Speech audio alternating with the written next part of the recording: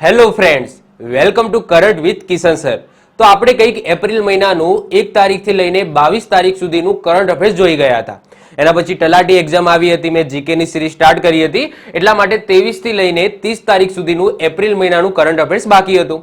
તો હવે આપણે પૂરું કરી દઈએ. તો આજના લેક્ચરમાં 23 થી લઈને 30 તારીખ સુધીનું એપ્રિલ મહિનાનું કરંટ અફેર્સ જોઈશું, એટલે કે એપ્રિલ મહિનાનું કરંટ અફેર્સ અહીંયા પૂરું કરીશું. એના પછી મે મહિનાનું આપણે સ્ટાર્ટ કરી દઈશું અને આપણે કન્ટિન્યુઅસ રેગ્યુલર ઉપર આવી જઈશું. તો એ પણ આપણે જોઈ લઈશું. 1 થી લઈને 15 મેનું હું હવે નેક્સ્ટ બનાવીશ, તો 15 તારીખ સુધીનું આપણે મે મહિનાનું પણ કરંટ અફેર્સ જોઈ લઈશું. પણ એજ ઓફ નાવ આપણે 23 થી લઈને 30 એપ્રિલ સુધીનું કરંટ અફેર્સ જોઈ લઈએ, એટલે એપ્રિલ મહિનાનું સંપૂર્ણ કરંટ અફેર્સ પૂરું થાય. ઓકે, તો શરૂઆત કરીએ છીએ. અને બીજી વસ્તુ કે આપણી નવી યુટ્યુબ ચેનલ છે, આને સબસ્ક્રાઇબ ન કરી હોય તો ખાસ કરીને સબસ્ક્રાઇબ કરી લેજો. ઓકે, ચલો શરૂઆત કરીએ. હાલમાં સિવિલ સેવા દિવસ ક્યારે મનાવવામાં આવ્યો? તો હાલમાં રિસેન્ટલી સિવિલ સેવા દિવસ ક્યારે મનાવવામાં આવ્યો? તો 21 એપ્રિલે મનાવવામાં આવ્યો છે. વેરી ઇમ્પોર્ટન્ટ છે, યાદ રાખીશું. National civil services day, okay, એટલે કે રાષ્ટ્રીય સિવિલ સેવા દિવસ ક્યારે મનાવ્યો છે? 21 એપ્રિલે મનાવ્યો છે. થીમ શું રાખવામાં આવી? તો થીમ રાખવામાં આવી Viksit Bharat aimed at empowering citizens and reaching the last mile. Okay, આ થીમ રાખવામાં આવી છે. વેરી ઇમ્પોર્ટન્ટ, આપણે યાદ રાખીશું. 21 એપ્રિલ 1947માં પ્રથમવાર દિલ્હીમાં સરદાર વલ્લભભાઈ પટેલ દ્વારા સિવિલ સેવકોને સંબોધિત કર્યા હતા. એટલા જ માટે આપણે 21 એપ્રિલે રાષ્ટ્રીય સિવિલ સેવા દિવસ મનાવીએ છીએ. વેરી ઇમ્પોર્ટન્ટ છે, યાદ રાખીશું. આ દિવસ મનાવવાની શરૂઆત આપણે 2006 થી કરી છે. અને સિવિલ સેવાના જનક કોને કહેવામાં આવે છે? તો કોર્નવોલિસને કહેવામાં આવે છે. કોને? કોર્નવોલિસને કહેવામાં આવે છે. તો વેરી ઇમ્પોર્ટન્ટ છે, યાદ રાખીશું. થીમ મોસ્ટ આઈએમપી છે, એને પણ આપણે યાદ રાખીશું. વધીએ છીએ હવે આગળ વાત કરીએ. હાલમાં જારી હુરુન ગ્લોબલ યુનિકોર્ન ઇન્ડેક્સ 2023માં ભારત કયા સ્થાન ઉપર રહ્યું? તો ભારત 3જા સ્થાન ઉપર રહ્યું. હવે એ એક શબ્દ છે યુનિકોર્ન. હવે યુનિકોર્ન ક્યારે કહેવામાં આવે? તો કોઈ સ્ટાર્ટઅપ હોય, કોઈ કંપની હોય, એની વેલ્યુ $1 બિલિયન થી વધી જાય તો એને આપણે યુનિકોર્નની અંદર લિસ્ટ કરી દઈએ છીએ. તો યાદ રાખજો, યુનિકોર્ન એટલે શું? કે એવું સ્ટાર્ટઅપ, એવી કંપની જેની વેલ્યુએશન છે એ $1 બિલિયન થી વધારે હોય. ઓકે, એને આપણે યુનિકોર્ન કહીએ છીએ. તો આ જે રેન્કિંગ છે, તો કયા દેશમાં કેટલી યુનિકોર્ન કંપની છે એના આધારે આ ઇન્ડેક્સ બહાર પાડવામાં આવે છે, જેમાં ભારતનો ક્રમ 3જો છે. પહેલા ક્રમે યુએસએ છે, એટલે કે યુએસએ ની અંદર સૌથી વધારે યુનિકોર્ન કંપની છે જેની વેલ્યુએશન $1 બિલિયન થી વધારે હોય. બીજા નંબરે ચાઇના છે અને ત્રીજા નંબરે છે આપણું ભારત. યુનિકોર્ન એટલે એવા સ્ટાર્ટઅપ જેની વેલ્યુ $1 બિલિયન થી વધારે હોય. ભારતમાં કુલ કેટલી યુનિકોર્ન કંપની છે? તો યાદ રાખજો 138 યુનિકોર્ન કંપની છે, જેમાંથી 68 યુનિકોર્નનું હેડક્વાર્ટર ભારતમાં છે, બાકીનીનું હેડક્વાર્ટર છે એ વિદેશમાં છે. તો યાદ રાખજો 138 માંથી 68 જે યુનિકોર્ન કંપની છે એમનું હેડક્વાર્ટર તમને ભારતની અંદર જોવા મળશે. યુએસએ ની વાત કરીએ, જે ટોપ ઉપર છે, એમાં એના દેશમાં એટલે કે યુએસએ માં 666 કેટલા 666 યુનિકોર્ન કંપનીઓ છે. ઓકે, તો એટલા માટે એ ટોપ ઉપર છે. ચલો વધીએ છીએ હવે આગળ વાત કરીએ. હાલમાં વીરતા એવોર્ડ મેળવનાર પ્રથમ મહિલા એરફોર્સ અધિકારી કોણ બની છે? તો આન્સર આવશે દીપિકા મિશ્રા. હવે જો 2023માં ઘણા બધા લોકોને વીરતા એવોર્ડ મળ્યો છે, પરંતુ મહિલાને મળ્યો છે, પ્રથમ મહિલા એરફોર્સ અધિકારીને મળ્યું છે.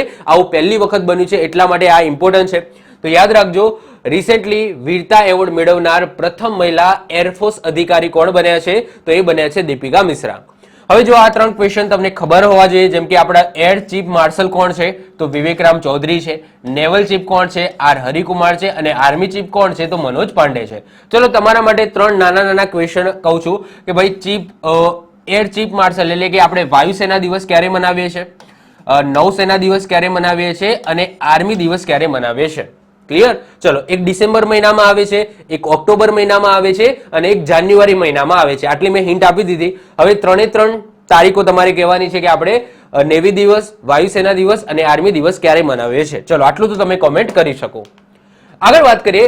હાલમાં national conference of chief of anti narcotics ફોર્સનું આયોજન ક્યાં કરવામાં આવ્યું? તો નવી દિલ્હીની અંદર કરવામાં આવ્યું. વેરી ઇમ્પોર્ટન્ટ છે, યાદ રાખજો. Recently national conference of chief of anti narcotics force એનું આયોજન ક્યાં કરવામાં આવ્યું છે? નવી દિલ્હીમાં કરવામાં આવ્યું, જેની અધ્યક્ષતા આપણા હોમ મિનિસ્ટર અમિત શાહ દ્વારા લેવામાં આવી હતી. સમય 19 અને 20 એપ્રિલ દરમિયાન આનું આયોજન થયું. જેમાં અમિત શાહ દ્વારા 2047 સુધી ઓકે 2047 સુધી ભારતને ડ્રગ્સ મુક્ત બનાવવાનું લક્ષ્ય સાધ્યું છે કે ભાઈ ભારતમાંથી સંપૂર્ણપણે આપણે ડ્રગ્સને મુક્ત કરી દઈશું. હવે જો આપણા ભારતની અંદર ડ્રગ્સ આવે છે ક્યાંથી? તો બે જગ્યાએથી આવે. કાં તો ભારતની અંદર એની ઇલીગલ ખેતી થાય. જો ડ્રગ્સનો ઉપયોગ એવું ના આવે કે ડ્રગ્સ છે એનો ઉપયોગ દવાઓમાં પણ થતો હોય છે. તો અમુક એવી ખેતી છે જે સરકાર પ્રમોટ કરે છે કે આની ખેતી તમે કરો, પરંતુ એનો જો તમે દુરુપયોગ કરો છો તો એ ડ્રગ્સ બની જાય છે.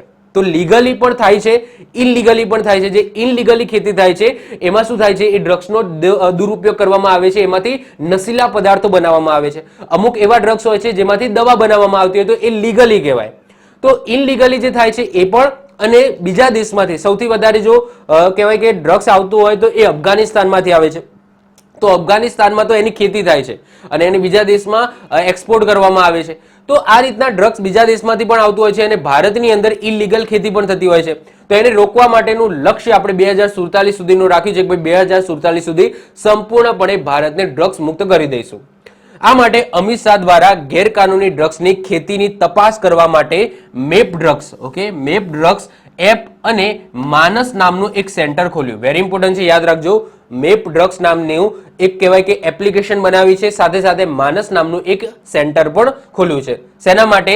તો જે ભારતની અંદર ગેરકાનૂની ડ્રગ્સની ખેતી થાય છે એના માટે. ક્લિયર? ચલો આગળ વાત કરીએ. હાલમાં સાથી પોર્ટલ અને મોબાઈલ એપ્લિકેશન કોના દ્વારા લોન્ચ કરવામાં આવી?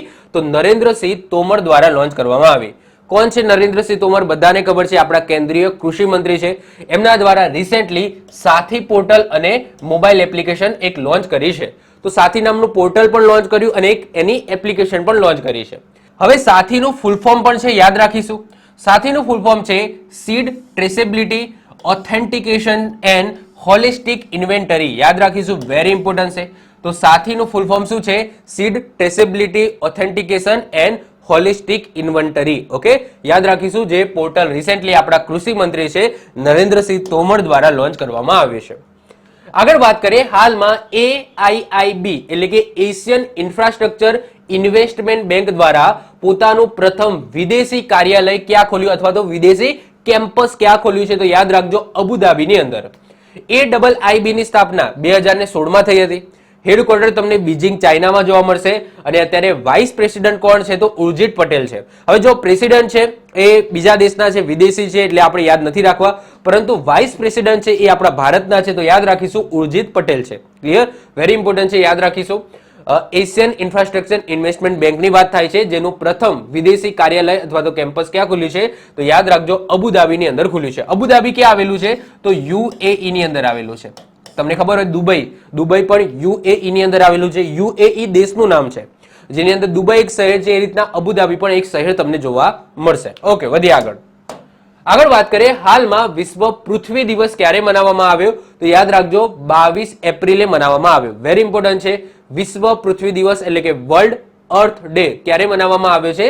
22 એપ્રિલે મનાવવામાં આવ્યો. થીમ રાખવામાં આવી ઇન્વેસ્ટ ઇન અવર પ્લેનેટ. શું રાખવામાં આવી છે? Invest in our planet.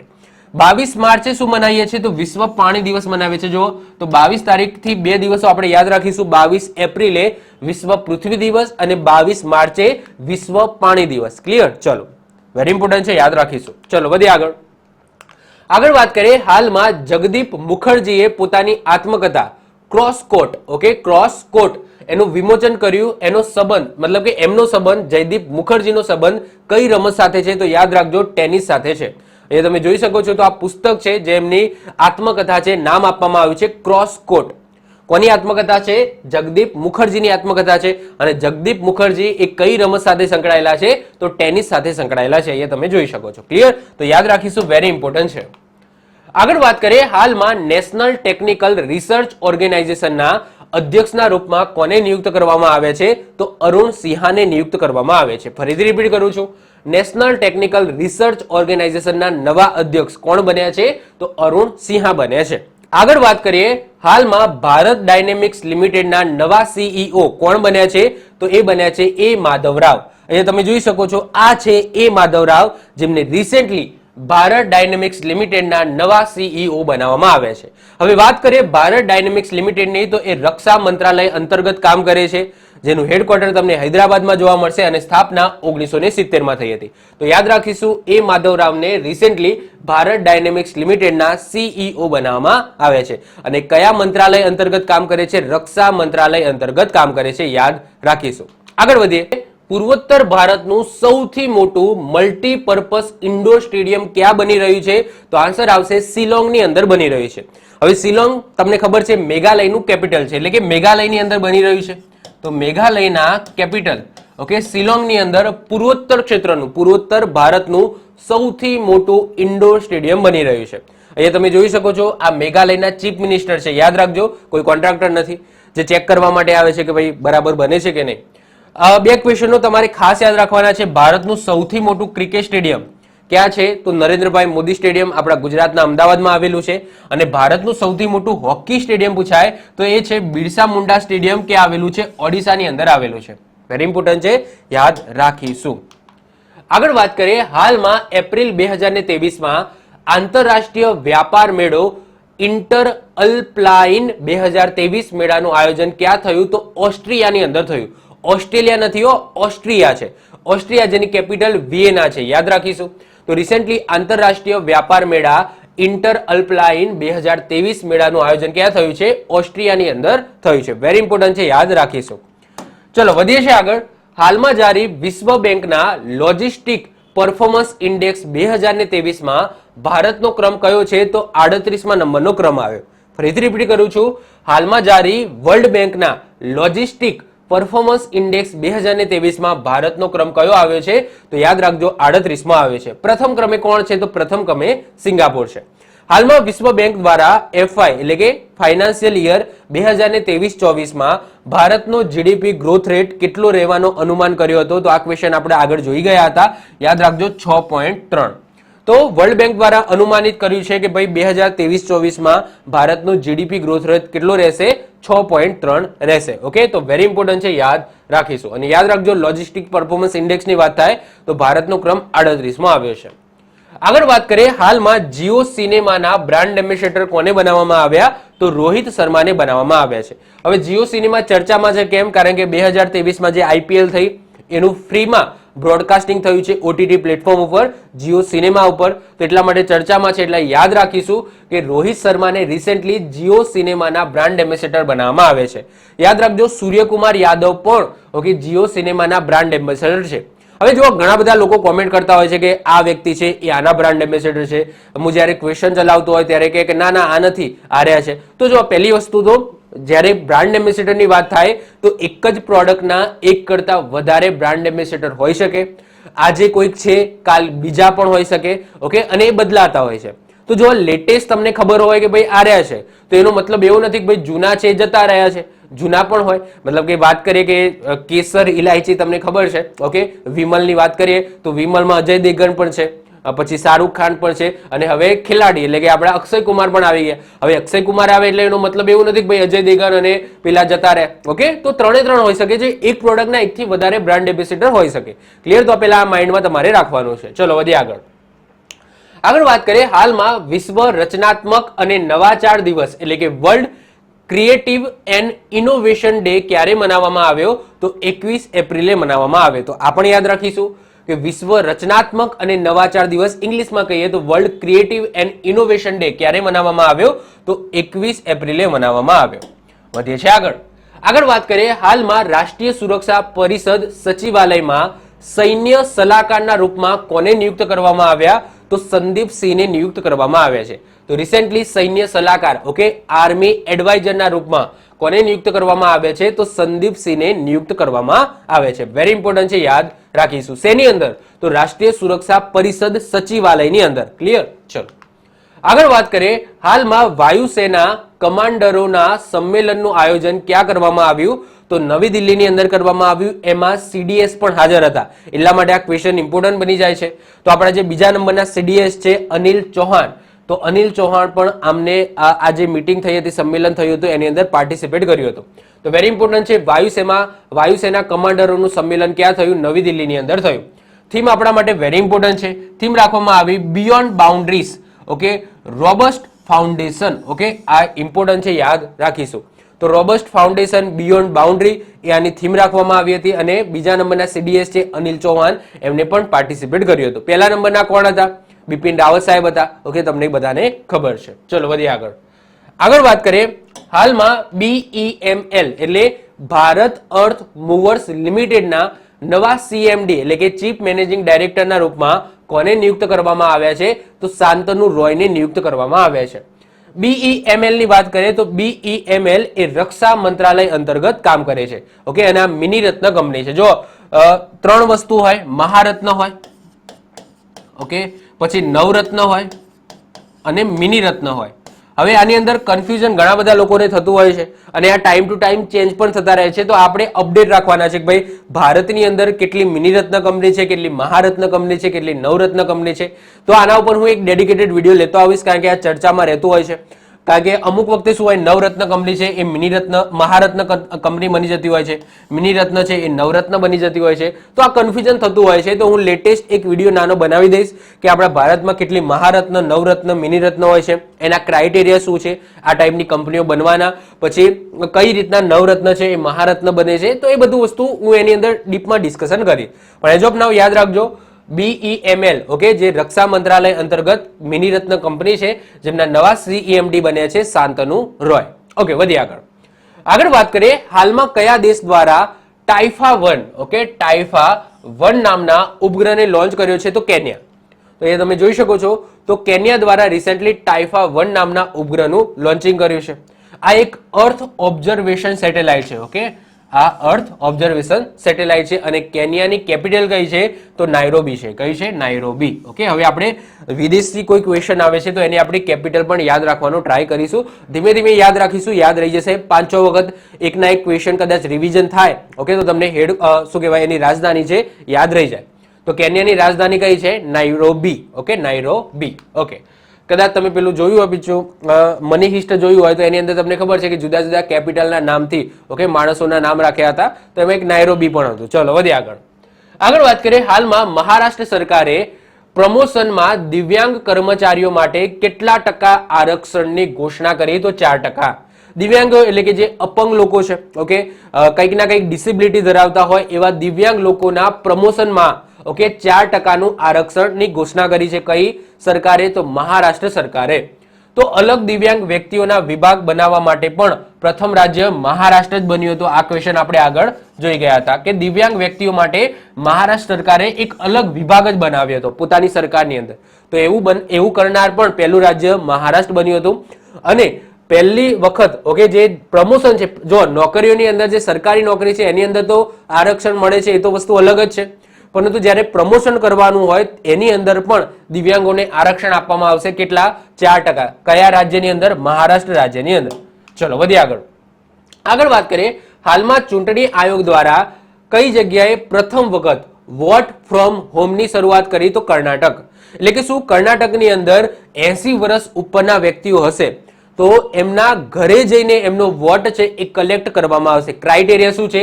એ વ્યક્તિ 80 વર્ષ ઉપરના હોવા જોઈએ. ઓકે, તો બધા વ્યક્તિઓ માટે નથી ભાઈ વોટ ફ્રોમ હોમ. અને બીજી વસ્તુ કે આમાં જો આ વસ્તુ ખાલી ને ખાલી રાજ્ય પર્પઝથી છે, એટલે કે જે રાજ્ય ચૂંટણી આયોગ છે કર્ણાટકનું, એમના દ્વારા આ પહેલ શરૂ કરવામાં આવી છે, ના કે કેન્દ્રની અંદર કરવામાં આવી છે. જો કેન્દ્રની અંદર કરવામાં આવી હોય તો પછી આ આખા દેશની અંદર લાગુ થાય અને જેમાં વિધાનસભા પછી લોકસભાની ચૂંટણી થાય છે એની અંદર પણ આ વસ્તુ કરવામાં આવે. પણ એવું નથી.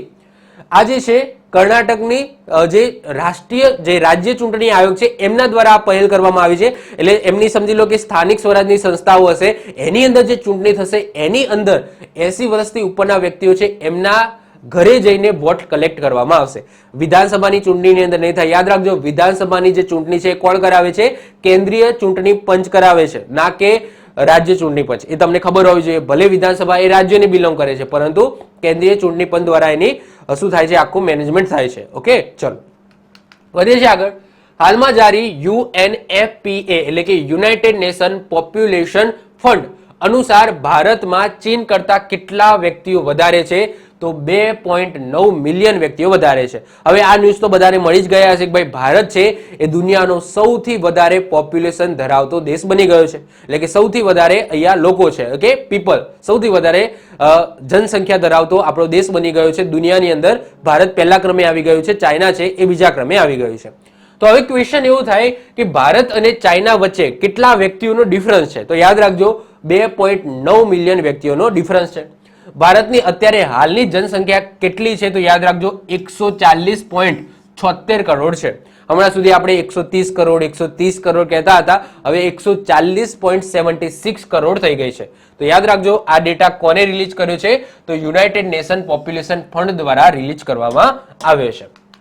આગળ વાત કરીએ, હાલમાં રાષ્ટ્રીય પંચાયતી રાજ દિવસ ક્યારે મનાવવામાં આવ્યો? તો બધાને ખબર છે 24 એપ્રિલે મનાવવામાં આવ્યો. કેમ? કારણ કે 24 એપ્રિલે ઓકે 1993 ના રોજ ભારતની અંદર ઓકે પંચાયતી રાજનો જે કાયદો છે એ લાગુ થયો હતો અને કહેવાય કે ભાઈ બંધારણીય દરજ્જો એને પ્રોપરલી મળી ગયો હતો. 1992 નો ખરડો હતો, પરંતુ 1993 24 એપ્રિલથી એ ખરડો છે કાયદો બનીને લાગુ થઈ ગયો હતો. તો એટલા માટે આપણે 24 એપ્રિલે પંચાયતી રાજ દિવસ મનાવીએ છીએ.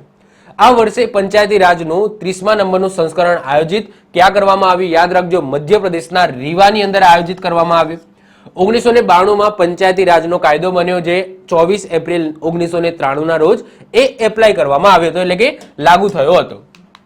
આગળ વાત કરીએ, હાલમાં જળ શક્તિ મંત્રાલય દ્વારા જારી જળ પ્રવાહોની ગણના અનુસાર સૌથી વધારે જળાશય કયા રાજ્યમાં છે? તો પશ્ચિમ બંગાળમાં છે. તો રિસેન્ટલી જળ પ્રવાહોની ગણના કરવામાં આવી. હવે ગણના એટલે શું કે સમજી લો કે કયા રાજ્યની અંદર કેટલા તળાવો છે, કેટલા જળાશયો છે, કેટલી નદીઓ તો નહીં આવે, જો વહેતું હોય એ પાણીની ગણના નથી કરવામાં આવી, દરિયાની ગણના નથી કરવામાં આવી. જળાશયો હોય કે તળાવો હોય તો જે પ્રાણીઓના કહેવાય પ્રવાહો હોય ઓકે એની ગણના કરવામાં આવી અને એ ગણના અનુસાર સૌથી વધારે જે જળાશયો છે ક્યાં જોવા મળશે? તો પશ્ચિમ બંગાળની અંદર જોવા મળશે. જળ પ્રવાહોની અંદર સરોવર છે, તળાવ છે, પછી કૃત્રિમ સરોવરો હોય, આર્ટિફિશિયલ કહેવાય કે પોન્ડ્સ હોય, તો એ બધી વસ્તુ આની અંદર કવર કરવામાં આવે છે. જળ શક્તિ મંત્રાલયના મંત્રી કોણ છે? તો બધાને ખબર છે ગજેન્દ્રસિંહ શેખાવત છે, જેમને જળ શક્તિ મંત્રાલય આપવામાં આવ્યું છે. આ રિપોર્ટ અનુસાર દેશમાં 24,24,540 જળ પ્રવાહો છે ટોટલ. ઓકે, નદીઓ નથી ગણવામાં આવી, જસ્ટ નાના નાના જે સરોવરો, તળાવ છે, કૃત્રિમ સરોવરો છે એ ગણવામાં આવી છે અને આખા દેશની અંદર 24,24,540 આવા જળ પ્રવાહો છે, જેમાંથી 97% છે ને તો એ તો ગ્રામીણ ક્ષેત્રની અંદર છે. ઓબ્વિયસલી ગ્રામીણ ક્ષેત્રમાં સૌથી વધારે જળાશયો, તળાવો ને એ બધું તમને જોવા મળશે. અને સૌથી ઓછા જળાશય છે કયા રાજ્યમાં છે? તો સિક્કિમમાં છે. સૌથી વધારે યાદ રાખીશું અને સૌથી ઓછા યાદ રાખીશું. તો સૌથી વધારે જળાશયો, જળ પ્રવાહો તમને પશ્ચિમ બંગાળમાં જોવા મળશે અને સૌથી ઓછા જળાશયો, જળ પ્રવાહો તમને સિક્કિમની અંદર જોવા મળશે. યાદ રાખીશું. ચલો વધીએ આગળ. અહીંયા ડેટા પણ તમે જોઈ શકો છો. ઓકે, વેસ્ટ બંગાળની અંદર 7,47,480 છે. પછી બીજા નંબરે યુપી છે, ત્રીજા નંબરે આંધ્રપ્રદેશ છે, પછી ઓડિશા, આસામ, ઝારખંડ, પછી તમિલનાડુ. ઓકે, તો એ તમે જોઈ પણ શકો છો. ચલો, અને સૌથી ઓછા ક્યાં છે? તો સૌથી ઓછા સિક્કિમમાં છે.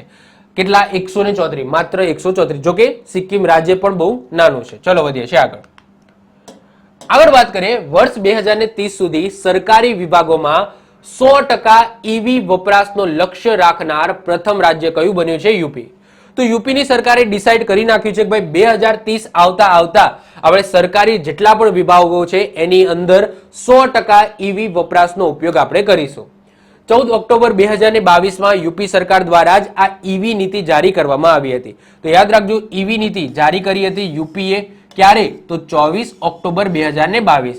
અને એના પછી આ લક્ષ્ય ધાર્યું છે કે ભાઈ 2030 સુધી આપણે સરકારી વિભાગોમાં 100% ઈવી વપરાશનો લક્ષ્ય રાખીશું. એટલે કે 100%. ઓકે, આપણે ટાર્ગેટ છે કે ભાઈ બધા ડિપાર્ટમેન્ટની અંદર ઈવી નો ઉપયોગ થાય, એટલે કે ઇલેક્ટ્રિક વ્હીકલનો ઉપયોગ થાય. ઈવી એટલે ઇલેક્ટ્રિક વ્હીકલ. આગળ વાત કરીએ, હાલમાં કઈ આઈઆઈટી પોતાનું કેમ્પસ તંજાનિયાની અંદર સ્થાપિત કરશે? તંજાનિયા નામનો દેશ છે, તો એ તંજાનિયા નામના દેશમાં કઈ આઈઆઈટી પોતાનું કેમ્પસ સ્થાપશે? તો આન્સર આવશે આઈઆઈટી મદ્રાસ. તો આઈઆઈટી મદ્રાસ યાદ રાખજો તંજાનિયા દેશની અંદર પોતાનું કેમ્પસ સ્થાપશે, જે આફ્રિકામાં ખુલનાર પ્રથમ આઈઆઈટી હશે. ઓકે, આફ્રિકા ખંડની અંદર તંજાનિયા આવેલું છે અને આફ્રિકા ખંડની અંદર ખુલનાર ભારતનું પ્રથમ આઈઆઈટી ક્યાં હશે? તંજાનિયાની અંદર હશે. હવે જો અબુધાબીની અંદર કઈ આઈઆઈટી એ પોતાનું કેમ્પસ સ્થાપેલું છે? તો આઈઆઈટી દિલ્હી દ્વારા. અને મલેશિયાની અંદર પૂછાય કે ભાઈ મલેશિયાની અંદર કઈ આઈઆઈટી એ પોતાનું કેમ્પસ સ્થાપેલું છે? તો આઈઆઈટી ખડગપુર. ઓકે, આ બે ક્વેશ્ચનો પણ આપણે યાદ રાખીશું, પૂછાય એક્ઝામની અંદર. ચલો વધીએ આગળ વાત કરીએ. હાલમાં કયા રાજ્ય દ્વારા એક પંચાયત એક ખેલનું મેદાન પરિયોજના શરૂ કરી? તો આન્સર આવશે કેરળ. જે અંતર્ગત દરેક પંચાયત ક્ષેત્રમાં ઉચ્ચ ગુણવત્તાવાળા મેદાનનું નિર્માણ કરવામાં આવશે. નામથી જ ખબર પડી જાય કે ભાઈ જ્યાં પંચાયત હશે ત્યાં એક ખેલનું મેદાન હશે. મુખ્યમંત્રી કોણ છે? પિનરાઈ વિજયન છે. ગવર્નર કોણ છે? આરિફ મોહમ્મદ ખાન છે. તો યાદ રાખજો, એક પંચાયત એક ખેલનું મેદાન, આ જે પરિયોજના છે એ કઈ સરકારે શરૂ કરી છે? કેરળ સરકારે શરૂ કરી છે. આગળ વાત કરીએ, હાલમાં તેજસ્વી કાર્યક્રમની શરૂઆત ક્યાં કરવામાં આવી? તો મધ્યપ્રદેશની અંદર કરવામાં આવી.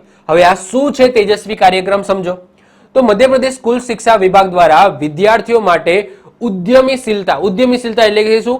ધંધો કરવા માટે. ઓકે, ધંધો કરવામાં પ્રેરિત કરવા માટે, વધારો કરવા માટે, કૌશલમાં વધારો કરવા માટે આ ટાઈપનો ઓકે તેજસ્વી કાર્યક્રમ લોન્ચ કર્યો છે. જે અંતર્ગત 9મા અને 10મા ધોરણના વિદ્યાર્થીઓને અઠવાડિયામાં 40 મિનિટ આની શિક્ષા આપવામાં આવશે કે ભાઈ તમે કઈ રીતના ઉદ્યમીશીલ બની શકો, કઈ રીતના પોતાનો વેપાર છે, પોતાનો ધંધો શરૂ કરી શકો.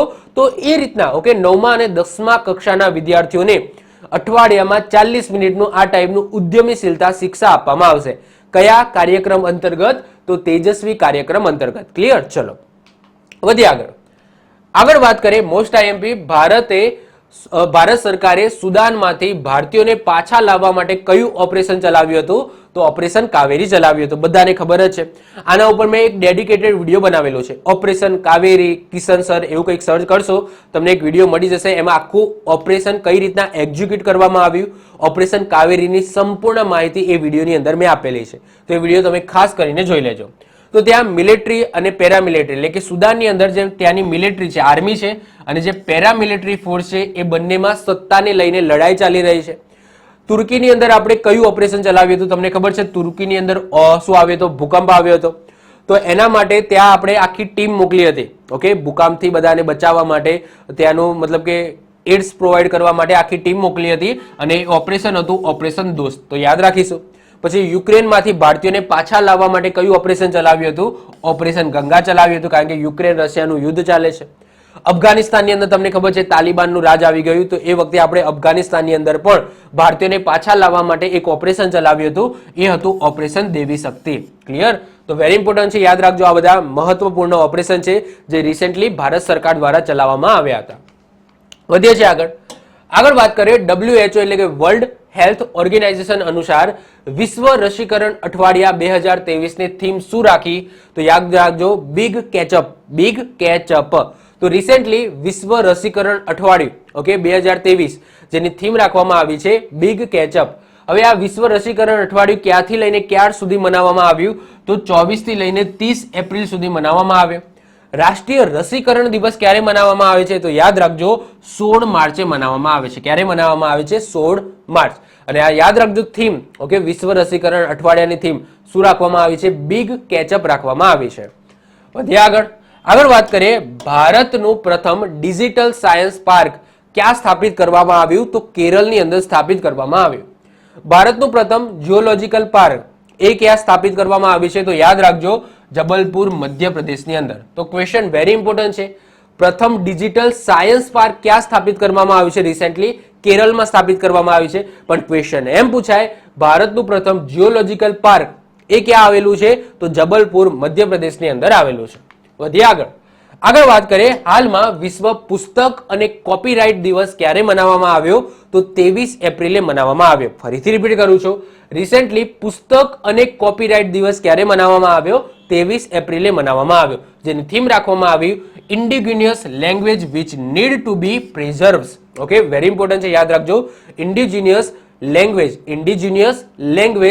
Which need to be preserve. Okay, very important છે, થીમ ઇમ્પોર્ટન્ટ છે. અમુક થોડું યાદ રાખી લો, આખી પછી યાદ રાખવાની જરૂર નથી. તમને લાગે ભાઈ ઇન્ડિજિનિયસ લેંગ્વેજ આ પહેલું આવે છે તો બસ એ લાખીને પછી ટીક કરી દેવાનું. ક્લિયર? તો યાદ રાખજો indigenous language which need to be preserved એ થીમ રાખવામાં આવી છે વિશ્વ પુસ્તક અને કોપીરાઇટ દિવસની. વધીએ આગળ વાત કરીએ હાલમાં વિશ્વ મલેરિયા દિવસ ક્યારે મનાવવામાં આવ્યો? તો રિસેન્ટલી મલેરિયા દિવસ મનાવવામાં આવ્યો છે 25 એપ્રિલે. યાદ રાખજો, મોસ્ટ આઈએમપી ક્વેશ્ચન, ભારતમાંથી મલેરિયાને ખત્મ કરવાનું લક્ષ્ય ક્યાં સુધીનું છે?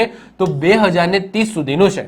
હવે વાત કરીએ વિશ્વ મલેરિયા દિવસની, તો થીમ શું રાખવામાં આવી? તો થીમ રાખવામાં આવી છે time to deliver zero malaria, invest, innovate and implement. Okay, very important છે.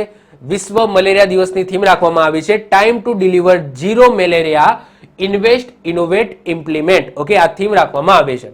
મલેરિયામાંથી કેવા કેવા ક્વેશ્ચનો પૂછાય? તો મલેરિયા છે પહેલા તો શેનાથી થતો રોગ છે? તો યાદ રાખજો, પ્રજીવથી થતો રોગ છે, ના વાયરસ ના બેક્ટેરિયા, પ્રજીવથી થતો રોગ છે. હવે એ પ્રજીવનું નામ શું છે? તો પ્લાઝ્મોડિયમ એ પ્રજીવનું નામ છે. અને પ્લાઝ્મોડિયમ નામનો પ્રજીવનું વહન કોણ કરે છે? તો યાદ રાખજો, એનોફિલિસ માદા મચ્છર કરે છે. એનોફિલિસ માદા મચ્છર તમને કરડે તો જે પ્રજીવ છે પ્લાઝ્મોડિયમ નામના પ્રજીવ, એ તમારા શરીરની અંદર એન્ટર થાય અને તમને મલેરિયા રોગ થાય. ટીબીની વાત કરીએ તો ટીબીને ભારતમાંથી ખત્મ કરવાનું લક્ષ્ય ક્યાં સુધીનું છે? 2025 નું. પરંતુ મલેરિયાની વાત થાય તો 2030 સુધીનું છે. વધી આગળ વાત કરીએ એપ્રિલ 2023માં નાટોએ દુનિયાનું સૌથી મોટું સાયબર રક્ષા અભ્યાસ લોકશિલ્ડ એનું આયોજન કર્યું. ક્યાં કર્યું? તો યાદ રાખજો, ઇસ્ટોનિયામાં કર્યું. આ ઇસ્ટોનિયા નામનો દેશ છે જે રિસેન્ટલી નાટો તમને ખબર છે નાટોની અંદર કેટલી કન્ટ્રીઓ છે? યાદ રાખજો, અત્યારે 31 થઈ ગઈ છે, હમણાં સુધી 30 હતી. નવી કન્ટ્રી કઈ જોડાઈ? તો ફિનલેન્ડ. ઓકે, ફિનલેન્ડ જોડાઈ. અને આ સાથે નાટોની અંદર કેટલી કન્ટ્રી થઈ ગઈ છે? તો 31 કન્ટ્રી થઈ ગઈ, એટલે કે 31 સદસ્ય દેશો છે. યાદ રાખજો, ભારત એ નેટોનો પાર્ટ નથી. ઓકે, જાપાન નેટોનો પાર્ટ નથી, ચાઇના, રશિયા કોઈ નેટોનો પાર્ટ નથી. નેટો છે એનું ફૂલ ફોર્મ શું થાય? North Atlantic Treaty Organization. શું થાય? North Atlantic Treaty Organization. જે યુએસએ અને કેનેડા અને આ બાજુ તમે જોશો યુરોપિયન દેશો, એ બંને વચ્ચેનું જો હોય જે ઓશિયન છે એને નોર્થ એટલાન્ટિક કહેવામાં આવે છે. અને એના આજુબાજુના જે દેશો છે એનું આખું સંગઠન છે આ નાટો. ઓકે, જેમાં 31 દેશો આવેલા છે. ઓકે, અને એમાંથી રિસેન્ટલી કયો દેશ જોડાયો છે? ફિનલેન્ડ દેશ જોડાયો છે. નેટોની સ્થાપના 1949માં થઈ હતી. અને યાદ રાખજો, આ જ નેટોએ દુનિયાનું સૌથી મોટું સાયબર રક્ષા અભ્યાસ લોકશિલ્ડનું આયોજન કર્યું. કઈ જગ્યાએ? ઇસ્ટોનિયા નામના દેશની અંદર. ઓકે, યાદ રાખીશું. વધીએ છીએ આગળ. હાલમાં સિડની ક્રિકેટ ગ્રાઉન્ડ, પહેલા તો સિડની ક્રિકેટ ગ્રાઉન્ડ ક્યાં આવેલું છે? ઓસ્ટ્રેલિયામાં આવેલું છે. તો એના ગેટનું કયા મહાન બેટ્સમેનના નામ ઉપર અનાવરણ કર્યું? તો આન્સર આવશે સચિન તેંડુલકર અને બ્રેન લારા. તો બ્રેન લારા અને સચિન તેંડુલકરના નામ ઉપર જે સિડની ક્રિકેટ ગ્રાઉન્ડ છે એના ગેટનું નામ ઓકે રાખવામાં આવ્યું છે. મતલબ કે આ ટાઈમનું તમે જોઈ શકો છો કે આ એનો ગેટ છે, તો ત્યાં તમને એ લખેલું હશે બ્રેન લારા સચિન તેંડુલકર ગેટ્સ. ઓકે, તો એક ગેટનું નામ આપવામાં આવ્યું છે સચિન તેંડુલકર અને બ્રેન લારાના નામ ઉપર, અને એનું અનાવરણ કર્યું છે રિસેન્ટલી. અને યાદ રાખજો, સિડની ક્રિકેટ ગ્રાઉન્ડ ક્યાં આવેલું છે? ઓસ્ટ્રેલિયાની અંદર આવેલું છે. આગળ વાત કરીએ, હાલમાં એશિયાની સૌથી મોટી અંડર વોટર હાઇડ્રોકાર્બન પાઇપલાઇન ક્યાં સ્થાપિત કરવામાં આવી? તો અસમની અંદર સ્થાપિત કરવામાં આવી, એ તમે જોઈ શકો છો. તો આ રીતના ઓકે યાદ રાખજો, એશિયાની સૌથી મોટી છે અંડર વોટર હાઇડ્રોકાર્બન પાઇપલાઇન ક્યાં સ્થાપિત કરવામાં આવી છે? અસમની અંદર સ્થાપિત કરવામાં આવી છે. તો હાલમાં IGGL એનો મતલબ શું થાય? તો એનો મતલબ થશે ઇન્દ્રધનુષ ગેસ ગ્રીડ લિમિટેડ દ્વારા આસામમાં એશિયાની સૌથી મોટી અંડર વોટર હાઇડ્રોકાર્બન પાઇપલાઇનનું નિર્માણ કરવામાં આવ્યું છે. હવે આ કઈ નદીના અંદર છે? તો યાદ રાખજો, બ્રહ્મપુત્ર નદીના નીચે છે. લંબાઈ છે 4080 મીટર. કેટલી છે? 4080 મીટર આની લંબાઈ છે. કઈ નદી નીચે છે? યાદ રાખજો, બ્રહ્મપુત્ર. બ્રહ્મપુત્ર યાદ રાખજો ભારતની સૌથી મોટી નદી છે. એમ પૂછાય ભારતની સૌથી મોટી નદી કઈ? તો બ્રહ્મપુત્ર લખીશું. એમ પૂછાય ભારતની સૌથી લાંબી નદી કઈ? તો ગંગા લખીશું. ક્લિયર? કન્ફ્યુઝ થવાનું નહીં. જે રીતના આપણા ગુજરાતમાં પૂછાય કે ગુજરાતની સૌથી લાંબી નદી કઈ? તો સાબરમતી આવે. પરંતુ એમ પૂછાય કે ગુજરાતની સૌથી મોટી નદી કઈ? તો નર્મદા આવે. ક્લિયર? એ રીતના. પાઇપલાઇનનો વ્યાસ કેટલો છે? તો વ્યાસનો મતલબ શું થાય? આ પાઇપલાઇન છે, આ એનો વ્યાસ કેટલો છે? તો આ વ્યાસ છે તો એ છે 24 ઇંચ. કેટલો છે? 24 ઇંચ છે. ક્લિયર? તો આ યાદ રાખીશું. કઈ કંપનીએ સ્થાપિત કરી છે? તો IGGL એટલે કે ઇન્દ્રધનુષ ગેસ ગ્રીડ લિમિટેડ દ્વારા સ્થાપિત કરવામાં આવી છે. ક્યાં આવેલી છે? અસમની અંદર. ક્લિયર? ચલો આગળ વાત કરીએ. હાલમાં પ્રધાનમંત્રી નરેન્દ્રભાઈ મોદી દ્વારા ભારતની પ્રથમ જળ મેટ્રો પરિયોજના ક્યાં શરૂ કરી? તો આન્સર આવશે કોચી. હવે અહીંયા મેટ્રો શબ્દ આવે એટલે અહીંયા ટ્રેન ના સમજતા, અહીંયા જસ્ટ એક બોટ છે, એ બોટનું નામ જળ મેટ્રો રાખવામાં આવી છે. તો આ પરિયોજના અંતર્ગત કોચી અને એના આજુબાજુના 10 દ્વીપ બેટરીથી બોટથી યાત્રા કરી શકશો. અને બોટનું નામ છે અહીંયા જળ મેટ્રો. યાદ રાખજો, અહીંયા જળ મેટ્રો સંબોધિત કરવામાં આવી છે, એટલે કોઈ હાચુકલી મેટ્રો નથી. ઓકે, આ જે એક બોટ છે એનું નામ જળ મેટ્રો રાખવામાં આવ્યું છે. તો કોચી છે, ઓકે, કોચી ક્યાં આવેલું છે? કેરળમાં આવેલું છે. તો કેરળ અને એની આજુબાજુ જે નાના નાના દ્વીપો છે, આ દ્વીપો ઉપર જવા માટે ઓકે એક બેટરીથી ચાલતી એક શિપ છે લોન્ચ કરવામાં આવી છે. અને લોન્ચ કોને કરી છે? તો નરેન્દ્રભાઈ મોદી એટલે કે આપણા પ્રધાનમંત્રી દ્વારા લોન્ચ કરવામાં આવી છે અને આને જળ મેટ્રો કીધું છે. ક્લિયર? ચલો યાદ રાખીશું. આગળ વાત કરીએ, હાલમાં કયા રાજ્ય દ્વારા અજ્ઞાત શવો એટલે કે અનઆઇડેન્ટિફાઈડ ડેડ બોડી, ઓકે, જે મૃત શરીરો મળી આવ્યા હોય, જે અજ્ઞાત હોય, એના કોઈ મતલબ કે કોઈ વારસો ના મળી આવતો હોય અથવા તો એ બોડી કોની છે ખબર જ ના પડી હોય, તો એવી અનઆઇડેન્ટિફાઈડ ડેડ બોડીનો ડેટાબેઝ બનાવીને ઇતિહાસ રચ્યો. કયા રાજ્ય દ્વારા? તો હિમાચલ પ્રદેશ રાજ્ય દ્વારા. જે અંતર્ગત અત્યાર સુધી 150 જેટલા અજ્ઞાત શવો એટલે કે અનઆઇડેન્ટિફાઈડ ડેડ બોડીનો ડેટા લઈ લેવામાં આવે છે. હજુ તો ઘણા બધા લેવાના છે, પણ યાદ રાખજો કે આ હિમાચલ પ્રદેશ રાજ્ય છે, એમને અજ્ઞાત શવો એટલે કે અનઆઇડેન્ટિફાઈડ ડેડ બોડી છે એનો ડેટાબેઝ બનાવીને એક ઇતિહાસ રચ્યો છે. આગળ વાત કરીએ, હાલમાં MMA1 એટલે કે મિક્સ્ડ માર્શલ આર્ટના અધ્યક્ષના રૂપમાં કોને નિયુક્ત કરવામાં આવ્યા? તો મહાવીરસિંહ ફોગાટને નિયુક્ત કરવામાં આવ્યા છે. હવે મહાવીરસિંહ ફોગાટ કોણ છે? I hope so Dangal movie જોઈ હશે. તો દંગલ મૂવીમાં જે અમીર ખાન છે એ અમીર ખાને કોનો રોલ કરેલો છે? તો યસ, મહાવીરસિંહ ફોગાટનો રોલ કરેલો છે. તો એ તમે જોઈ શકો છો, એમની 4 છોકરીઓ છે અને બધી કુસ્તી સાથે સંકળાયેલી છે. તો મહાવીરસિંહ ફોગાટને રિસેન્ટલી MMA1 એટલે કે mixed martial art, okay, mixed martial આર્ટના અધ્યક્ષના રૂપમાં ચૂનવામાં આવ્યા છે. આગળ વાત કરીએ, હાલમાં કયા રાજ્યના 5 વખત મુખ્યમંત્રી રહેલા પ્રકાશસિંહ બાદલનું નિધન થયું? તો પંજાબ. તો પંજાબ રાજ્યના 5 વખત મુખ્યમંત્રી રહેલા એવા પ્રકાશસિંહ બાદલનું રિસેન્ટલી નિધન થયું છે. કેટલા વર્ષની ઉંમરે? 95 વર્ષની ઉંમરે એમનું નિધન થયું છે. વધીએ આગળ વાત કરીએ, હાલમાં T20 ક્રિકેટમાં સૌથી ઝડપી 200 વિકેટ લેનાર બોલર કોણ બની ગયા છે? તો શાહીન આફ્રિદી બની ગયા છે. શાહીન આફ્રિદી ક્યાંથી બિલોંગ કરે છે? પાકિસ્તાનથી બિલોંગ કરે છે. તો યાદ રાખજો, T20 ક્રિકેટમાં સૌથી ઝડપી 200 વિકેટ લેનાર બોલર કોણ બની ગયા છે? તો શાહીન આફ્રિદી બની ગયા છે અને પાકિસ્તાનથી બિલોંગ કરે છે. વેરી ઇમ્પોર્ટન્ટ છે, યાદ રાખીશું. હવે જો આ તો ચેન્જ થતા હોય છે, ઓકે, હમણાં બીજા છે, કાલ ઉઠીને કદાચ 200 નો રેકોર્ડ તોડે કોક તો પછી બીજા બને, તો તમારે આ વસ્તુ છે એ અપડેટેડ રહેવાનું છે. આગળ વાત કરીએ, સિપ્રીની વૈશ્વિક સૈન્ય ખર્ચ રિપોર્ટ અનુસાર વર્ષ 2022માં દુનિયામાં સૌથી વધારે સૈન્ય પર ખર્ચ કરનાર દેશ કયો બન્યો?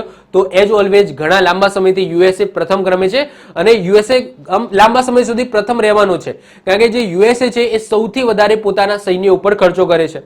તો રિસેન્ટલી આ જે સિપ્રીની રિપોર્ટ આવી કે ભાઈ કયો દેશ છે એ પોતાના સૈન્ય ઉપર કેટલો ખર્ચો કરે છે, એમાં યુએસએ ઓલવેઝ ઓકે ટોપ ઉપર હોય છે. બીજા નંબરે ચાઇના હોય છે, ત્રીજા નંબરે રશિયા હોય છે અને ચોથા નંબરે આપણું ભારત હોય છે. ઓકે, તો ઘણા લાંબા સમયથી આ જ ક્રમ છે એ કહેવાય કે કન્ટિન્યુઅસ રહ્યો છે. ભારત કેટલા ડોલરની અંદર લખેલા છે, કેટલા ડોલર છે એ પોતાના સૈન્ય પાછળ ખર્ચ કરે છે? તો 81.4 બિલિયન ડોલર છે એ દર વર્ષે, મતલબ કે દર વર્ષે બદલાતા રહે પણ આની આસપાસ છે એ ખર્ચ કરે છે પોતાના સૈન્ય ઉપર. તો આપણે બધાના કોઈ રકમ યાદ રાખવાની જરૂર નથી, પણ જસ્ટ ભારતની યાદ રાખો અને ભારત ચોથા ક્રમે આવે છે. ક્લિયર? ચલો વધીએ છીએ આગળ વાત કરીએ, મે 2023માં ક્વાડની અધ્યક્ષતા કયો દેશ કરશે? તો ઓસ્ટ્રેલિયા કરશે. રિસેન્ટલી જે તલાટીની એક્ઝામ ગઈ એની અંદર આ ક્વેશ્ચન પૂછાઈ ગયો કે ભાઈ ક્વાડ છે, ક્વાડની અંદર કયા કયા દેશો આવે? તો ભારત, ઓસ્ટ્રેલિયા, જાપાન અને યુએસએ આવે છે. અને એમના વચ્ચે આ ક્વાડ દેશો વચ્ચે એક યુદ્ધ અભ્યાસ પણ થાય છે માલાબાર નામનો, અને આ માલાબાર નામના યુદ્ધ અભ્યાસનું આયોજન 2023માં ઓસ્ટ્રેલિયામાં થવાનું છે. તો યાદ રાખજો, ઓસ્ટ્રેલિયા ઓકે એ ક્વાડ દેશોની અધ્યક્ષતા પણ આ વર્ષે કરશે અને જે ક્વાડ વચ્ચે જે માલાબાર નામનું યુદ્ધ અભ્યાસ થાય છે એ પણ ક્યાં થવાનું છે? ઓસ્ટ્રેલિયાની અંદર થવાનું છે. ક્યારે? મે 2023માં. આગળ વાત કરીએ, હાલમાં કયા રાજ્યનું માણા ગામ દેશનું પ્રથમ ગામ બન્યું? તો યાદ રાખજો, ઉત્તરાખંડ. હવે જો આમ અત્યાર સુધી શું કહેવાતું હતું? ઇન્ડિયાઝ લાસ્ટ વિલેજ કહેવાતું હતું માણા ગામ, પરંતુ રિસેન્ટલી છે એ નરેન્દ્રભાઈ મોદી ત્યાં ગયા, ભાષણ આપ્યું અને ભાષણની અંદર કહી દીધું કે આ ભારતનું છેલ્લું ગામ નથી, આ ભારતનું પહેલું ગામ છે. ઓકે, આ ભારતનું છેલ્લું ગામ નથી, ભારતનું પ્રથમ ગામ છે. તો એના પછી આખું ટાઇટલ પણ ચેન્જ થઈ ગયું અને હવે કહેવામાં આવે છે કે માણા ગામ છે એ ભારતનું ઓકે પહેલું ગામ બની ગયું. અત્યાર સુધી શું કહેવાતું હતું? ઇન્ડિયાઝ લાસ્ટ વિલેજ કહેવાતું હતું માણા. પરંતુ ભાઈ નરેન્દ્રભાઈ મોદી છે, એમના શબ્દોની વેલ્યુ છે, તો ત્યાં ભાષણ આપતા હતા અને ભાષણમાં કહી દીધું ભાઈ આ તો ભારતનું છેલ્લું ગામ નથી, આ તો ભારતનું પહેલું ગામ છે. તો યાદ રાખજો કે રિસેન્ટલી ઓકે કયા રાજ્યમાં આવેલું માણા ગામ એ દેશનું પ્રથમ ગામ બની ગયું? તો ઉત્તરાખંડ રાજ્યની અંદર આવેલું છે. માણા ગામ અત્યાર સુધી દેશનું છેલ્લું ગામ માનવામાં આવતું હતું, પરંતુ પ્રધાનમંત્રીએ તેને દેશનું પ્રથમ ગામ કીધું. ક્લિયર? ચલો વધીએ છીએ આગળ વાત કરીએ. હાલમાં મધ્યપ્રદેશમાં એક ગામ આવેલું છે બરખેડા પઠાણી. ઓકે, બરખેડા પઠાણી, જેનું નામ બદલીને કોના નામ ઉપર રાખવામાં આવ્યું છે? તો લાલ બહાદુર શાસ્ત્રીના નામ ઉપર રાખવામાં આવ્યું છે. તો વેરી ઇમ્પોર્ટન્ટ છે, યાદ રાખજો. એમપી ની અંદર એક ગામ આવેલું છે બરખેડા પઠાણી નામનું, જેનું નામ બદલીને લાલ બહાદુર શાસ્ત્રી કરી દેવામાં આવ્યું છે. ઓકે, તો જસ્ટ તમારે યાદ રાખવાનું છે આ બરખેડા પઠાણી ક્યાં આવેલું છે? તો મધ્યપ્રદેશની અંદર આવેલું છે. આગળ વાત કરીએ. હાલમાં તારેક ફતેહનું નિધન થયું. એ કોણ હતા? તો એક પત્રકાર હતા, પાકિસ્તાનથી બિલોંગ કરતા હતા, પછી પાકિસ્તાનથી અહીંયા ભારત આવી ગયા હતા. આમનો ઇન્ટરવ્યુ તમે સાંભળો તો ભાઈ પાકિસ્તાન વિશે જબર વાતો કરતા હતા. આપકી અદાલત કદાચ એક એપિસોડ છે ઓકે, જેમને આમને બોલાવવામાં આવ્યા હતા આપકી અદાલતમાં, જે રજત શર્માનો જે શો છે, તો એની અંદર તમે કદાચ એ વિડીયો જોવો, ટાઈમ મળે તો જોજો. ઓકે, બહુ સરસ મજાની વાતો કરેલી છે. તો 73 વર્ષની ઉંમરે કેન્સરથી એમનું નિધન થયું છે. એક પત્રકાર હતા તારેક ફતેહ. ઓકે, યાદ રાખીશું. આગળ વાત કરીએ. હાલમાં 2023 નો ઇમિગ્રન્ટ એચિવમેન્ટ એવોર્ડ કોને મળ્યો? તો નીલી બેન્દાપુડીને મળ્યો, જે એક ભારતીય અમેરિકી વ્યક્તિ છે, એટલે કે ભારતીય મૂળના અમેરિકી વ્યક્તિ છે નીલી બેન્દાપુડી, જેમને રિસેન્ટલી ઇમિગ્રન્ટ એચિવમેન્ટ એવોર્ડ મળ્યો હોય. તો આમને આ એવોર્ડ મતલબ કે આ ઇમિગ્રન્ટ એચિવમેન્ટ એવોર્ડ કોને આપવામાં આવે છે? જે વિદેશમાં રહીને ઓકે ભારત માટે કંઈક કાર્ય કરતા હોય તો એવા વ્યક્તિઓને આ ઇમિગ્રન્ટ એચિવમેન્ટ એવોર્ડ આપવામાં આવે છે. તો યાદ રાખજો, એક ભારતીય અમેરિકી છે નીલી બેન્દાપુડી, જેમને 2023 નો ઇમિગ્રન્ટ એચિવમેન્ટ એવોર્ડ મળ્યો છે. આગળ વાત કરીએ. હાલમાં વિશ્વ બૌદ્ધિક સંપદા દિવસ એટલે કે ઇન્ટેલેક્ચ્યુઅલ પ્રોપર્ટી દિવસ ક્યારે મનાવવામાં આવ્યો? તો 26 એપ્રિલે મનાવવામાં આવ્યો. હવે યાદ રાખજો, બૌદ્ધિક સંપદા સૂચકાંક પણ બહાર પાડે છે, એટલે કે ઇન્ટેલેક્ચ્યુઅલ પ્રોપર્ટી ઇન્ડેક્સ પણ બહાર પાડવામાં આવે છે. તો 2023માં વર્લ્ડ ઇન્ટેલેક્ચ્યુઅલ પ્રોપર્ટી ઇન્ડેક્સની અંદર ભારતનો ક્રમ કયો આવે છે? 42મો આવ્યો છે.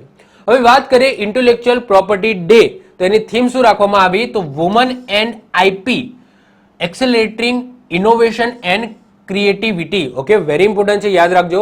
તો રિસેન્ટલી વિશ્વ બૌદ્ધિક સંપદા દિવસ એટલે કે વર્લ્ડ ઇન્ટેલેક્ચ્યુઅલ પ્રોપર્ટી ડે ક્યારે મનાવવામાં આવ્યો? તો 26 એપ્રિલે મનાવવામાં આવ્યો. થીમ રાખવામાં આવી woman and IP accelerating innovation and creativity. અને યાદ રાખજો, જે 2023માં ઇન્ટેલેક્ચ્યુઅલ પ્રોપર્ટી ઇન્ડેક્સ બહાર પડ્યો હતો, એમાં ભારતનો ક્રમ કયો હતો? તો ભારતનો ક્રમ 42મો હતો. વધીએ આગળ વાત કરીએ. હાલમાં સ્મોક એન્ડ એસિસ, એસિસ એટલે થાય રાખ. ઓકે, બીડી પીએ, સ્મોક કરીએ તો એના પછી જે રાખ પડે તો અહીંયા એની વાત થાય છે. તો સ્મોક એન્ડ એસિસ નામનું પુસ્તક કોને લખ્યું છે? તો અમિતાભ ઘોષ દ્વારા લખવામાં આવ્યું છે. અમિતાભ ઘોષ, જેમને 2019માં જ્ઞાનપીઠ એવોર્ડ મળ્યો હતો. તો યાદ રાખજો, સ્મોક એન્ડ એસિસ નામનું રિસેન્ટલી પુસ્તક કોના દ્વારા લખવામાં આવ્યું છે? તો અમિતાભ ઘોષ દ્વારા લખવામાં આવ્યું છે, જેમને 2019માં જ્ઞાનપીઠ એવોર્ડ મળ્યો હતો. આગળ વાત કરીએ. હાલમાં ઓસ્ટ્રેલિયાના સર્વોચ્ચ નાગરિક સન્માન ઓર્ડર ઓફ ઓસ્ટ્રેલિયાથી કોને સન્માનિત કરવામાં આવ્યા? તો રતન ટાટાને સન્માનિત કરવામાં આવ્યા છે. તો ફરીથી રિપીટ કરું છું, ઓર્ડર ઓફ ઓસ્ટ્રેલિયા જે ઓસ્ટ્રેલિયાનું સર્વોચ્ચ નાગરિક સન્માન છે, જેનાથી કોને સન્માનિત કરવામાં આવ્યા છે? રતન ટાટાને સન્માનિત કરવામાં આવ્યા છે. આગળ વાત કરીએ. હાલમાં કયા રાજ્યની માના મદુરાઈ મિટ્ટી, ઓકે, માના મદુરાઈ મિટ્ટી એટલે કે માટીને જીઆઈ ટેગ મળ્યો? તો આન્સર આવશે તામિલનાડુ. હવે જો જીઆઈ ટેગ 2023 ઉપર મેં વિડીયો બનાવેલો છે, જેમાં 2023 અને 2022 ની અંદર જેટલા પણ જીઆઈ ટેગ મળ્યા હોય મેં એની અંદર ડિસ્કશન કર્યા છે. તો ખાસ કરીને એ વિડીયો તમે જોઈ લેજો, જેમાં 2023-22 ની અંદર જેટલા જીઆઈ ટેગ મળ્યા છે એ એની અંદર ડિસ્કશન કરવામાં આવે છે. તો યાદ રાખજો, માના મદુરાઈ માટીને જીઆઈ ટેગ મળ્યો છે, જે તમિલનાડુથી બિલોંગ કરે છે. આગળ વધીએ છીએ. હાલમાં સાયકલિંગ મહાસંઘ એટલે કે સાયકલિંગ ફેડરેશનના અધ્યક્ષના રૂપમાં કોને ચૂનવામાં આવે છે? તો પંકજસિંહને ચૂનવામાં આવે છે. કોણ છે પંકજસિંહ? તો જે રાજનાથસિંહ છે ને આપણા રક્ષા મંત્રી, એમના સુપુત્ર છે, એમના પુત્ર છે પંકજસિંહ. તો એમને રિસેન્ટલી સાયકલિંગ મહાસંઘના અધ્યક્ષ બનાવવામાં આવ્યા છે. આગળ વાત કરીએ. એપ્રિલ 2023માં ભારત અને કયા દેશની વચ્ચે અજય વોરિયર 2023 નું આયોજન થયું? તો આન્સર આવશે યુકે. તો તો રિસેન્ટલી ઇંગ્લેન્ડ અને ભારતની વચ્ચે અજય વોરિયર 2023 નું આયોજન થયું છે. આ એક યુદ્ધ અભ્યાસ છે. સમય 27 એપ્રિલથી 11 મે સુધી આનું આયોજન થયું. સંસ્કરણ 7મા નંબરનું સંસ્કરણ છે અને આનું આયોજન ક્યાં થયું છે? તો યુકે ની અંદર થયું છે. 1 બાય 1 થાય છે, એટલે કે ગયા વખતે આપણે ઇન્ડિયામાં થયું હતું, આ વખતે યુકેમાં થયું, આવતા વર્ષે ફરી ઇન્ડિયામાં થશે. તો વાયસા વર્ષા નહીં, પણ 1 બાય 1 એટલે કે સ્ટેપ બાય સ્ટેપ એક એક વારાફરતી દેશમાં થતું હોય છે. તો યાદ રાખજો, અજય વોરિયર આ નામનું યુદ્ધ અભ્યાસ આપણે કયા દેશ સાથે કરીએ છીએ? તો યુકે એટલે કે ઇંગ્લેન્ડ સાથે કરીએ છીએ. ચલો વધીએ આગળ વાત કરીએ. હાલમાં કૌરસીનું નિધન થયું. એ કોણ હતા? તો એક બોક્સર હતા જેમનું 74 વર્ષની ઉંમરે નિધન થયું છે. તો યાદ રાખજો, કૌરસી, ઓકે, જેમનું રિસેન્ટલી નિધન થયું છે, જે એક બોક્સર હતા, 74 વર્ષની ઉંમરે નિધન થયું. બીજી વસ્તુ, નિધન ઉપર પણ ઓકે 2023માં જેટલા પણ મહાન વ્યક્તિઓના નિધન થયા છે એના ઉપર પણ મેં વિડીયો બનાવેલો છે, એ પણ તમે ના જોયો હોય તો જોઈ લેજો. ક્લિયર? ચલો વધીએ આગળ. હાલમાં 64 વર્ષ પછી, કેટલા? 64 વર્ષ પછી વ્યક્તિગત રૂપથી કોને 1959 નો રેમન મેગ્સેસે એવોર્ડ મળ્યો? તો આન્સર આવશે દલાઈ લામા. હવે આ એવોર્ડ 1959માં દલાઈ લામાને આપવાની ઘોષણા કરી હતી, જે અત્યારે 2023માં મળ્યો છે. હવે અમુક એવા સંજોગો એ સમયે ઉભા થઈ ગયા, તો એ સમયે આ એવોર્ડ ન આપી શક્યા, પરંતુ 1959માં એનાઉન્સ કરેલો દલાઈ લામાને આ રેમન મેગ્સેસે એવોર્ડ 2023માં એમને મળ્યો છે. ક્લિયર? તો 64 વર્ષ પછી મળ્યો છે. તો આ એવોર્ડને 1959માં દલાઈ લામાને આપવાની ઘોષણા કરી હતી. રેમન મેગ્સેસે, જેને એશિયાનો નોબેલ શાંતિ એવોર્ડ પણ કહેવામાં આવે છે, જે ફિલિપાઇન્સના ત્રીજા રાષ્ટ્રપતિ છે રેમન મેગ્સેસે, એમના નામ ઉપર આપવામાં આવે છે. તો યાદ રાખજો, રિસેન્ટલી ઓકે 64 વર્ષ પછી વ્યક્તિગત રૂપથી 1959 નો ઓકે 1959 નો આ જે રેમન મેગ્સેસે એવોર્ડ છે એ દલાઈ લામાને રિસેન્ટલી આપવામાં આવ્યો છે. ક્લિયર? ચલો વધીએ આગળ વાત કરીએ. હાલમાં ફૂટબોલનો પ્રતિષ્ઠિત હીરો સુપર કપ 2023 નો કિતાબ કોને જીતી લીધો છે? તો ઓડિશા દ્વારા જીતી લેવામાં આવે છે. હવે સૌથી પહેલા તો આ ફૂટબોલની જે ગેમ્સ છે એનું આયોજન ક્યાં થયું? તો યાદ રાખજો, કેરળમાં થયું. નામ હતું હીરો સુપર કપ, ઓકે, જેનું આયોજન કેરળમાં થયું. અને કોણ જીતી ગયું છે? તો ઓડિશા છે એ કિતાબ જીતી ગયું છે, એટલે કે એની જીત થઈ છે. અને છેલ્લે ફાઇનલમાં કોણ હાર્યું? તો બેંગ્લોર ફૂટબોલ ક્લબ હાર્યું છે. તો ફાઇનલમાં Odisha versus Bangalore football club હતું. ઓડિશા જીતી ગયું, બેંગ્લોર ફૂટબોલ ક્લબ હારી ગયું. ક્લિયર? યાદ રાખજો, આનું આયોજન કેરળમાં થયું હતું અને ટ્રોફીનું નામ છે હીરો સુપર કપ. અને કઈ રમત સાથે? તો ફૂટબોલ. ઓકે, વધીએ આગળ.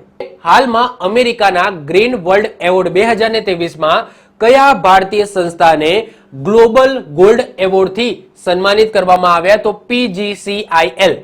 PGCIL નો મતલબ થશે power grid corporation of India limited થશે, જેને રિસેન્ટલી ઓકે અમેરિકાના ગ્રીન વર્લ્ડ એવોર્ડ 2023માં ગ્લોબલ ગોલ્ડ એવોર્ડથી સન્માનિત કરવામાં આવ્યા છે. વધીએ છીએ આગળ વાત કરીએ. હાલમાં કઈ ભારતીય સંસ્થાએ અમેરિકામાં આયોજિત સોલર ડેકાથલોન, ઓકે, ડેકાથોન આપણે અહીંયા હેકાથોન કહીએ છીએ ને, તો એ ટાઈપનું હોય છે ત્યાં ડેકાથલોન.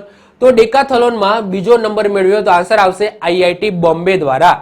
તો આ પ્રતિયોગિતામાં અત્યાધુનિક સોલર પ્રોજેક્ટ બનાવવાનો ગોલ હતો, જેમાં ઓછા ટાઈમનો એક ટાર્ગેટ આપેલો હોય અને કન્ટિન્યુઅસ એ પ્રોજેક્ટ બનાવવાનો હોય, જેને આપણી ભાષામાં અહીંયા હેકાથોન પણ કહીએ છીએ. તો હેકાથોન જેવું ત્યાં હોય છે, ડેકાથોલોન હોય છે. તો સોલર ડેકાથોલોનમાં બીજો નંબર કોને મેળવ્યો છે? તો આપણા ભારતની ઓકે IIT બોમ્બે દ્વારા મેળવ્યો છે. આ પ્રતિયોગિતામાં IIT બોમ્બેની ટીમ હતી, જેનું નામ હતું શૂન્ય. ઓકે, ટીમ શૂન્યએ બીજો નંબર મેળવ્યો છે, એ તમે જોઈ શકો છો. વધીએ છીએ હવે આગળ વાત કરીએ. હાલમાં જારી આર્થિક સ્વતંત્રતા સૂચકાંકમાં ભારત કયા સ્થાન ઉપર છે? તો ભારત 131માં સ્થાન ઉપર છે. તો રિસેન્ટલી જારી આર્થિક સ્વતંત્રતા સૂચકાંક, એમાં ભારત 131માં સ્થાન ઉપર છે. જારી કોણ કરે છે? હેરિટેજ ફાઉન્ડેશન USA દ્વારા જારી કરવામાં આવે છે. પહેલા ક્રમે સિંગાપોર છે. હવે આ ઇન્ડેક્સ શું બતાવે છે, શું નક્કી કરે છે? તો જુઓ કે કયા દેશમાં કયા ઇન્ડિવિજ્યુઅલ પર્સનને કેટલી આર્થિક સ્વતંત્રતા મળે છે એના આધાર ઉપર આ ઇન્ડેક્સ બહાર પાડવામાં આવે છે, જેમાં ભારતનો ક્રમ 131મો છે, પહેલા ક્રમે સિંગાપોર છે. ઓકે, આગળ વાત કરીએ. હાલમાં દુનિયાની પ્રથમ લિક્વિડ નેનો DAP નો વિકાસ કોના દ્વારા કરવામાં આવ્યો? તો ઇફકો દ્વારા કરવામાં આવ્યો છે, જેનું લોન્ચિંગ કોને કર્યું છે? તો અમિતભાઈ શાહ એટલે કે આપણા હોમ મિનિસ્ટર દ્વારા કરવામાં આવ્યું છે. ઇફકોની વાત કરીએ તો ઇફકોનું ફૂલ ફોર્મ છે ઇન્ડિયન ફાર્મર્સ ફર્ટિલાઇઝર કોર્પોરેટિવ. ઇફકોના CEO કોણ છે? દિલીપ સંઘાણી છે. તમને મેઇન હેડક્વાર્ટર છે એ તમને ક્યાં જોવા મળશે? દિલ્હીમાં જોવા મળશે. ક્યાં જોવા મળશે? દિલ્હીમાં. આપણા ગુજરાતની વાત કરીએ તો ગુજરાતમાં તમને ઇફકો કંપની ક્યાં જોવા મળશે? તો બે જગ્યાએ જોવા મળશે, કલોલ અને કંડલા. કલોલ અને કંડલાની અંદર જોવા મળશે. ઓકે, તો રિસેન્ટલી ઇફકો દ્વારા જ્યારે ડીએપી બોલું છે એટલે કે ખાતર છે હો, એ ડીએપી એટલે વન ટાઈપ ઓફ ખાતર છે. ઓકે, તો દુનિયાનું પ્રથમ લિક્વિડ નેનો ખાતરનો વિકાસ કોના દ્વારા કરવામાં આવે છે? તો ઇફકો દ્વારા કરવામાં આવે છે, જેનું લોન્ચિંગ કોને કર્યું છે? આપણા હોમ મિનિસ્ટર અમિતભાઈ શાહ દ્વારા કર્યું છે. આગળ વાત કરીએ, હાલમાં કોણે તટીય સુરક્ષા અભ્યાસ સાગર કવચનું આયોજન કર્યું? તો આન્સર આવશે Indian coast guard. Very important છે. તો રિસેન્ટલી ઇન્ડિયન કોસ્ટ ગાર્ડ દ્વારા ઓકે સાગર કવચ નામના એક યુદ્ધ અભ્યાસનું આયોજન કર્યું, જેની અંદર ભારતીય નૌસેનાએ પણ પાર્ટિસિપેટ કર્યું હતું, બોર્ડર સિક્યુરિટી ફોર્સ એટલે કે બીએસએફ પણ પાર્ટિસિપેટ કર્યું હતું અને બીજી ઘણી બધી એજન્સીએ પાર્ટિસિપેટ કર્યું હતું. પરંતુ તમને એમ પૂછાશે કે આયોજન કોના દ્વારા કરવામાં આવ્યું? તો ઇન્ડિયન કોસ્ટ ગાર્ડ દ્વારા કરવામાં આવ્યું. નામ શું છે? સાગર કવચ છે. ઓકે, યાદ રાખીશું, એક વન ટાઈપ ઓફ યુદ્ધ અભ્યાસ છે. વધીએ આગળ વાત કરીએ, હાલમાં collective spirit conservative action Mann Ki Baat and its influence on India નામની પુસ્તક કોને લખી છે? તો શશી શેખર વેમ્પતિ દ્વારા લખવામાં આવી છે. ફરીથી રિપીટ કરું છું પુસ્તકનું નામ, તો collective spirit okay concrete action Mann Ki Baat and its influence on India નામની પુસ્તક કોને લખી છે? શશી શેખર વેમ્પતિ દ્વારા લખવામાં આવી છે, જેમાં પ્રધાનમંત્રીના મન કી બાત કાર્યક્રમનો દેશ અને દેશના યુવા ઉપર શું પ્રભાવ પડે છે ઓકે એના વિશે આ પુસ્તક આખી લખવામાં આવી છે. તો વેરી ઇમ્પોર્ટન્ટ છે, યાદ રાખજો કોને લખી છે? શશી શેખર વેમ્પતિ દ્વારા લખવામાં આવી છે. ક્લિયર? તો આ સાથે આપણું આજનો એટલે કે 23 થી લઈને 30 તારીખ સુધીનું એપ્રિલ મહિનાનું જેટલું પણ કરંટ અફેર્સ બન્યું છે એ અહીંયા પૂરું થાય છે. આઈ હોપ સો તમને લેક્ચર ગમ્યો હશે. જો વિડીયો ગમ્યો તો વિડીયોને લાઈક કરી દો, મિત્રો સાથે શેર કરી દો. જો તમે આ ચેનલ પર નવા હો તો ચેનલને સબસ્ક્રાઇબ કરીને બાજુમાં રહેલું બેલ આઇકન દબાવી દો, જેથી કોઈ નવો વિડીયો અપલોડ કરું તેની નોટિફિકેશન તમને મળતી રહે અને તમારો કોઈ પણ વિડીયો મિસ ના થાય. તો મળીશું નેક્સ્ટ લેક્ચરમાં. Bye, all the best.